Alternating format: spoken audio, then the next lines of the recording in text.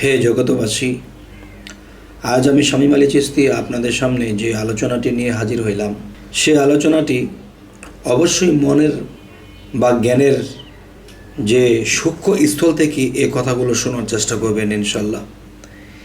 এই আলোচনাগুলো জানলেই যে হবে তা নয়, জেনে জ্ঞান করতে হবে এবং আল্লাহর সৃষ্টি কুদরতের চিন্তায় মগ্ন হতে হবে, তবেই ইনশাল্লাহ আমরা লাভবান হইতে পারব। তবে ধৈর্যের সাথে শুনবেন।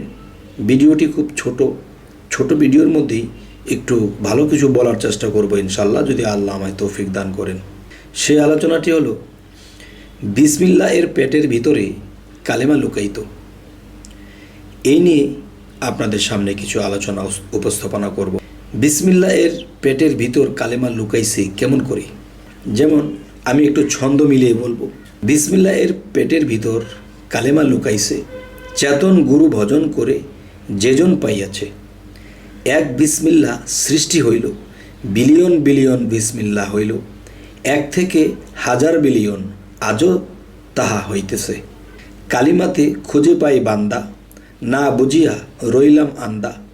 বান্দা ও রাসুল যেথা, সেথায় আল্লাহ অবস্থান আছে। বা সিন মিম তাদের আগে চিন, তারাই হইয়া আছে মেইন। এদের ছাড়া আল্লাহ গোপন আছে তাদের কাছে মিশে। শামীম আলী বলে যায়, বিসমিল্লাহ যে খুঁজে পায়, কালিমাকে দেখতে পায়, দেখে যেজন পাঠ করতেছে। কবিতার ভাষায় লেখাগুলো কিন্তু গল্পের মধ্যে বলিয়া বোঝানো বড়ই মুশকিল। কেননা কবিতা পড়িয়া বা গান শুনিয়া বুঝিয়া নেওয়াটা একজন জ্ঞানী মানুষের পক্ষে বুঝিয়া নেওয়া সম্ভব। অতি সাধারণদের জন্য গল্পের ভাষায় বলা বা সরাসরি লিখিয়া দেওয়া সমস্যা হইতে পারে, কারণ ওই পর্যন্ত জ্ঞানে নাও ধরতে পারে। মাথায় জ্ঞানে সমস্যা হইতে পারে। জ্ঞানে যখন না ধরিবে, হয় নিজের জ্ঞানের প্রতি দুর্বল হবে, আর না হয়তো লেখককে নিয়ে মন্তব্য করিয়া খারাপ কিছু বলিয়া ফেলিবে। আমি এই কথাগুলো ইউটিউবে প্রকাশ করিয়া কিছুটা বোঝানোর চেষ্টা করিব। আল্লাহ জ্ঞানীরও জ্ঞানী, মহাজ্ঞানী। এমন কায়দা কানুন করিয়া এই পৃথিবীর সৃষ্টি করিলেন যে আল্লাহ ধরা ছোঁয়ার বাহিরে চলে গেলেন, কিন্তু ধরা ছোঁয়ার বাহিরে নাই, কিন্তু আবার ধরা ছোঁয়ার বাহিরেও আছে। তাহা কেমন করিয়া? আমরা একটু বুঝিবার চেষ্টা করি।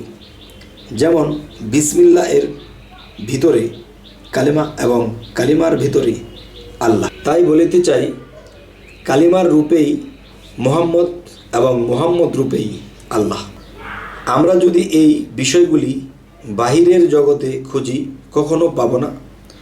বুঝতে হবে একমাত্র দেহ এবং আত্মাতে। এর বাহিরে যদি আমরা এই সমাধান ও এই কালিমার সম্বন্ধে জানতে চাই বা দেখিতে চাই, পাব না। আমার মাঝেই আমার সমাধান খুঁজিয়া পাব। ও বিসমিল্লাহ ও আমার মধ্যে আছে।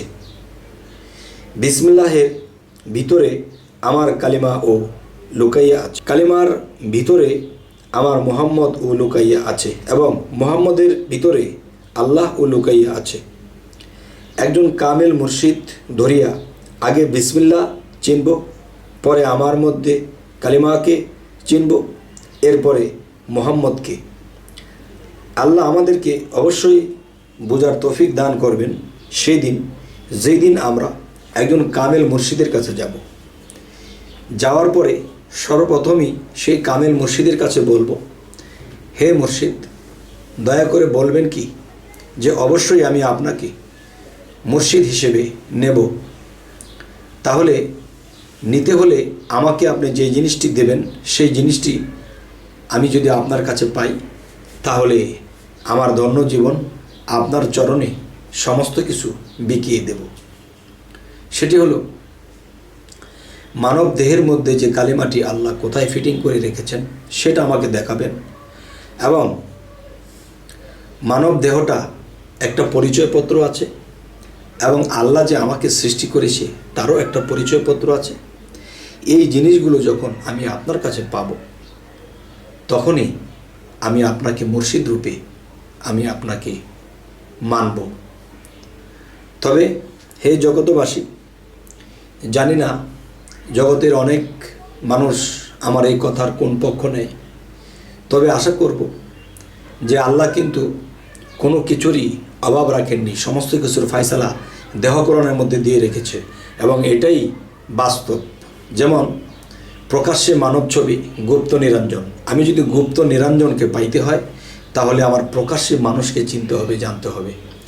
তাই যেদিন আমি আমাকে চিনব, জানবো, সেদিন গুপ্ত নিরঞ্জনকে আমি পাব এবং তার সাথে আমার সম্পর্ক হবে। যাই হোক হে জগতবাসী, আজকের আলোচনার মূল হলো কি, যে বিসমিল্লার মধ্যে লুকাইল কালিমা এবং কালিমার মধ্যে লুকাইল মুহাম্মদ এবং মুহাম্মদের মধ্যে লুকাইল আল্লাহ। এটা কি করে, কিভাবে? এই দেহতত্ত্বের প্রমাণ যেদিন আমি মুর্শিদের কাছে পাবো, সেদিনই আমার জীবন হবে ধন্য, আর আমি থাকবো না শূন্য, আমার জীবন হয়ে যাবে পূর্ণ। তবে আমাদের এই চ্যানেলের আলোচনা যদি আপনাদের ভালো লাগে তো অবশ্যই সাবস্ক্রাইব করে রাখুন, পরবর্তীতে আমাদের এই আলোচনাগুলো আপনারা পেয়ে যাবেন। তো আজ এ বলে রাখবো, সকলেই ভালো থাকবেন। আল্লাহ হাফিজ।